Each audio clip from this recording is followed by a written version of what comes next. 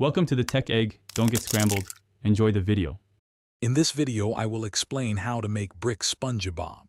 Start by gathering your supplies. You'll need air-dry clay, a rectangular mold, yellow acrylic paint, and some brown and red for details. Don't forget sculpting tools, a small brush, and a clear sealant. Having everything ready before you begin will make the process much smoother and more enjoyable. This project is perfect for fans of the show. Once your clay is prepared, press it firmly into your brick mold. Make sure to fill all corners evenly to get a consistent shape. Use a flat tool to smooth the top surface, removing any extra clay.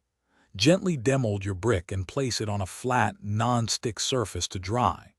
This drying process can take up to 24 to 48 hours, depending on the clay thickness. Now for the fun part, painting. Start with a vibrant yellow base coat covering the entire brick. Once dry, use brown paint for SpongeBob's pants covering about 1/3 of the brick's bottom.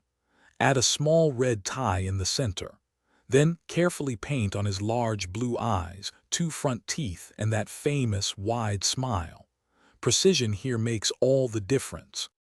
To ensure your SpongeBob brick lasts, apply a clear, non-yellowing sealant. A matte or glossy finish works well depending on your preference. Apply 2 thin coats, allowing each to dry completely between applications. This step protects the paint from dust and wear, making your creation more durable.